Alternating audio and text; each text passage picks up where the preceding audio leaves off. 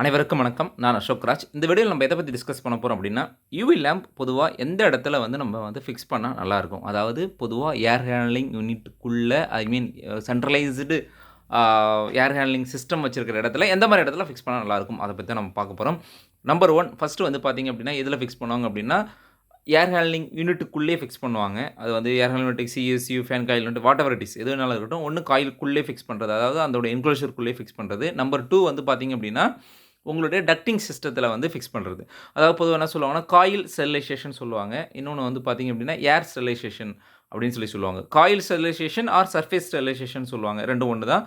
ஏர் sterilisation இப்போ நீங்கள் பார்த்துட்டு இருக்கிற இந்த இமேஜ் பார்த்தீங்க அப்படின்னா காயில் ஸ்டெரிலைசேஷன், அதாவது சர்ஃபேஸ் ஸ்டெரிலைசேஷன்.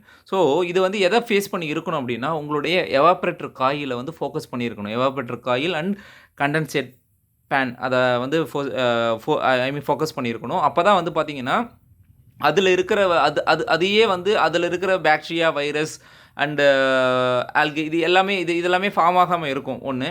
ரெண்டாவது, இது வழியாக தான் உங்களுக்கு ஏர் பாஸ் ஆகி உங்களுக்கு அடுத்தது உங்களுடைய மெயின் சப்ளை ஏருக்கு போகும். சரிங்களா? அவுட் சைடு ஏர் ப்ரீ ஃபில்டர் வரும், ஃபில்டர்லேருந்து காயில் வரும், காயிலேருந்து ஃபேன் சக் பண்ணி உங்களுடைய இதுக்கு ஓடிசிக்கு அனுப்பிச்சிட்ருக்கும். ஓடிசிக்கோ இல்லை எந்த ஒரு இடத்துல நீங்கள் கூலிங் பண்ணுமோ அங்கே அனுப்பும். ஸோ அப்போ இது இந்த காயில் இந்த லேம்ப் இந்த காயிலை ஃபோக்கஸ் பண்ணி இருக்கும்போது என்ன ஆகும் அப்படின்னா உங்களுக்கு ஆட்டோமேட்டிக்காக பார்த்தீங்க அப்படின்னா நல்ல ஒரு எஃபிஷியண்ட்டாக இருக்கும். ஸோ இது நம்பர் 1. இந்த மாதிரி ஃபிக்ஸ் பண்ணால் உங்களுக்கு இன்னும் எஃபிஷியண்ட்டாக இருக்கும். சரிங்களா? அந்த மாதிரி காயிலை ஃபோக்கஸ் பண்ணி நீங்கள் ஃபிக்ஸ் பண்ணலாம். ரெண்டாவது டக்டிங்கில் ஃபிக்ஸ் பண்ணுறது. நான் அது உங்களுக்கு இன்னொரு வீடியோவில் நம்ம சொல்கிறேன். சரிங்களா? ஸோ பொதுவாக இப்போ இருக்கிற சினாரியோவில் ரெண்டு இடத்துல ஃபிக்ஸ் பண்ணுறாங்க. ஒன்று உங்களுடைய எவாப்ரேட்டர் காயிலை ஃபோக்கஸ் பண்ணி லேம்பை ஃபிக்ஸ் பண்ணுறாங்க.